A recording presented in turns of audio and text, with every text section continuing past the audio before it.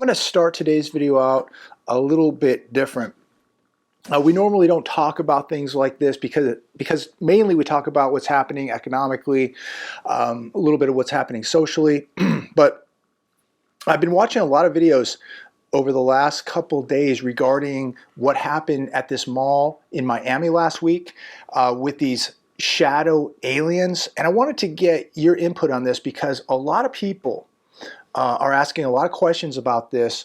And I watched a couple videos last night and they were talking about, I mean, it was crazy. There were 100 police cars at that mall, and they said, oh, it was a small group of boys fighting with sticks, but yet 100 police cars were at this mall, no inbound or outbound flights at the airport, power to 30% of the area was shut off.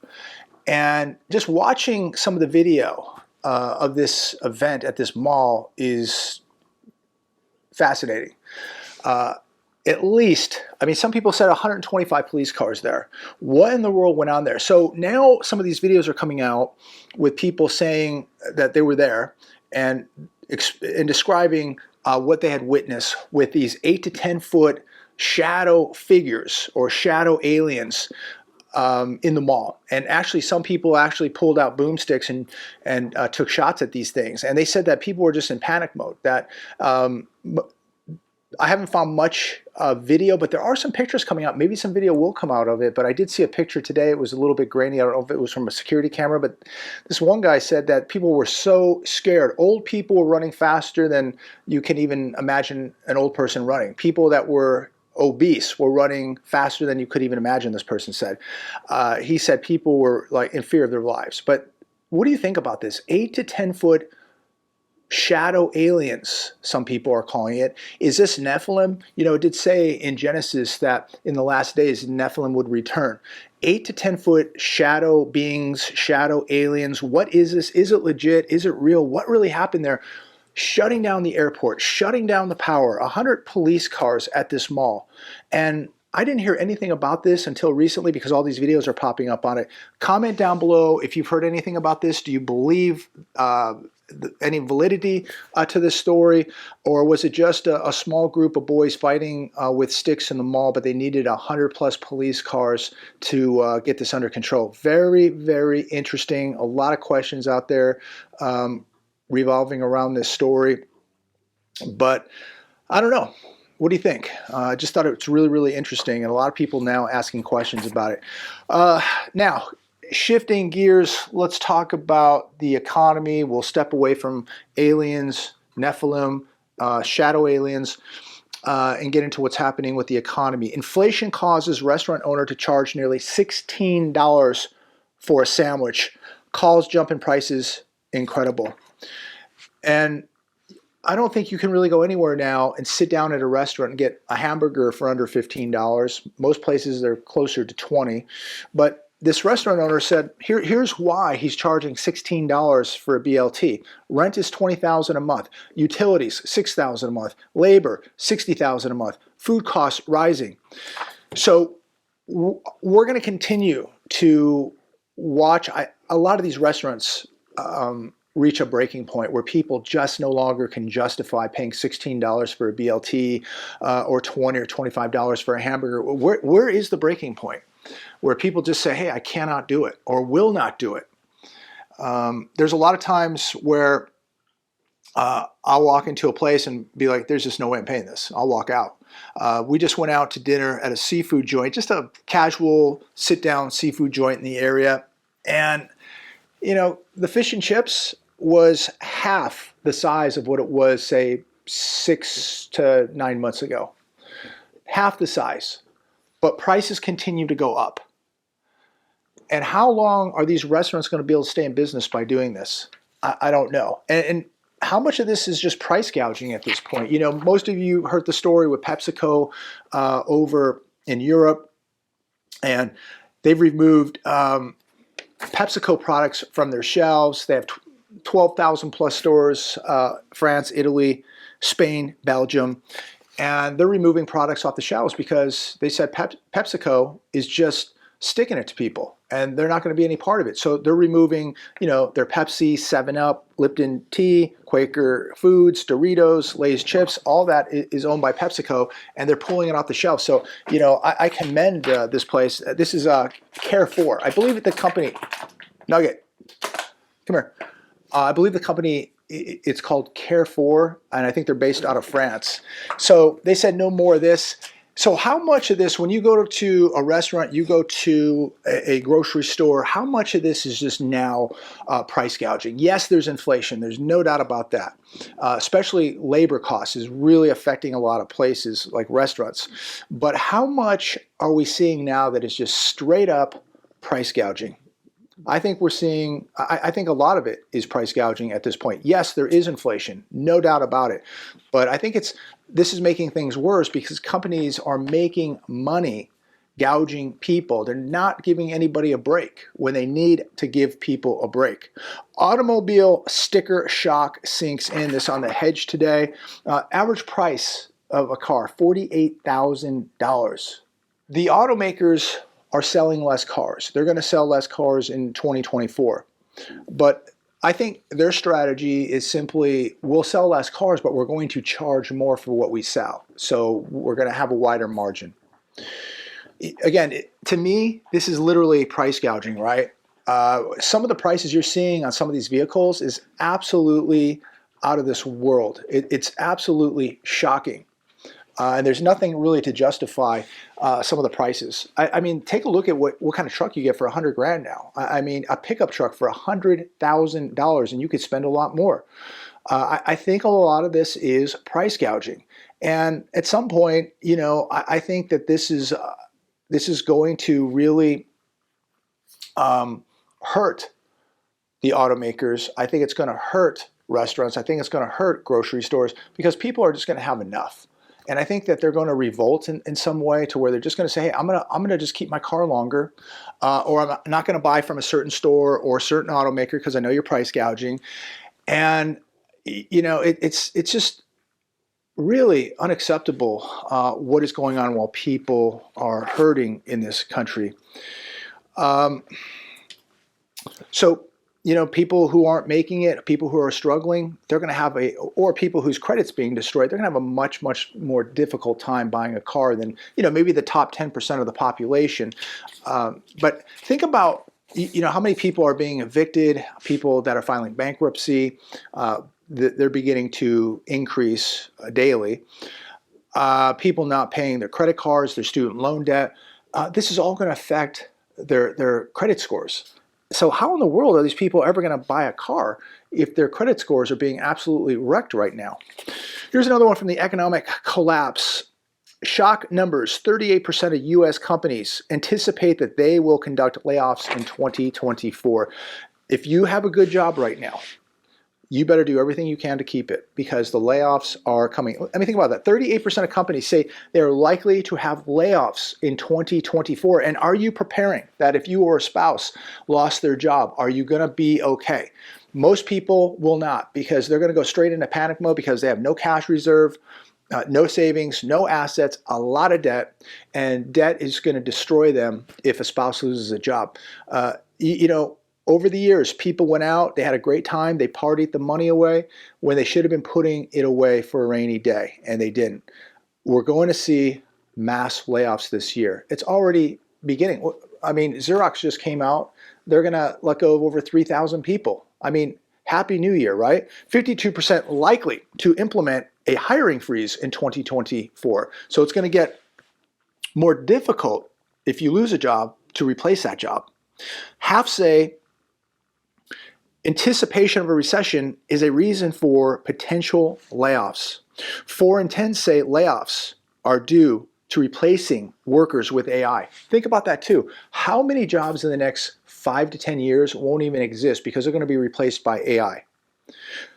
And think about all the people who are coming to America that are going to have to eat, who are going to need medical services, who are going to have kids, who are going to need housing and shelter.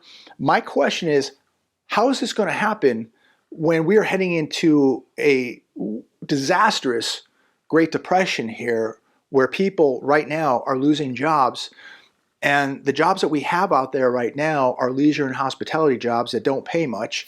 What are we going to do with all the people coming over here? How are they going to pay their bills? How are they going to eat? How are they going to take care of their kids? How are they going to pay rent? What is going to happen here when we don't even have enough real jobs for people who live here? 3 in 10 companies said that they are not going to be giving holiday bonuses this year. They're going to be reducing or eliminating holiday bonuses. And this was interesting. The United States will shed 50,000 retail stores by the year 2028. Think about how many people work in retail. By 2028, 4 years, we're going to see 50,000 retailers close down. That is the estimate. Where in the world are people going to get jobs, at least jobs that pay them enough to pay their rent, pay for food, make a car payment? This is getting concerning. It really is. And you just think about all the people coming over. What are they going to do? What are they going to do? I just don't understand how these people are all going to eat and get medical care, and how are they going to be housed when you start looking at this data right now, and it is not looking good. It does not look good. The year of chaos begins with the Fed pivot plot getting eviscerated. Very interesting one here. Markets that rise on pure fantasy eventually fall on reality. And I think we're going to witness that happening. I know that there will be 4 or 5 people that say, no, the markets are going to continue to go up, up, up, and up forever. The housing market will go up forever. There could never be a crash. There can never be a correction. There will never be a depression. You have no idea what you're talking about. I mean, think about all the money we've printed. Think about the $7 trillion just in a 30-month period that we printed. 0% interest rates for over a decade. Mortgage rates under 3%. I mean, think about the destruction all this easy, cheap money has done. And now people don't want to pay the price. You look at what's happening in commercial real estate. We'll talk about that in a minute. But people don't want to pay the price now. Now they want to fool themselves into thinking that the Fed is going to cut 6 or 7 times. The Fed has no reason. There's nothing to justify any rate cut at this point. We're not even close to 2% inflation. Is the Fed really about to pivot on high interest because its fight with inflation is nearly over? I don't think so, because it is not nearly over. And we go back to what's happening in the Red Sea, the Panama Canal, shipping containers up 173%, more delays. Now the problems in the Middle East are causing oil prices to go up. This is all going to add to more inflation. Full-time jobs plunged by 1.5 million in December, while part-time jobs exploded higher by 762,000, which is a record. So we can sit here and go, wow, everything's great. There's tons of jobs out there. Unemployment's 3.7%. That's very, very low. Everything's good. But look at the jobs. People are employed, but they're employed with worse jobs. They're having to work 2 or 3 jobs to make up for the one job that they had. Many of these jobs, they don't get benefits. Many of these jobs are part-time, low wage, and they have really nowhere to really move up the ladder in these jobs. They're very limited, right? So you look at the long game here with people coming to America, millions.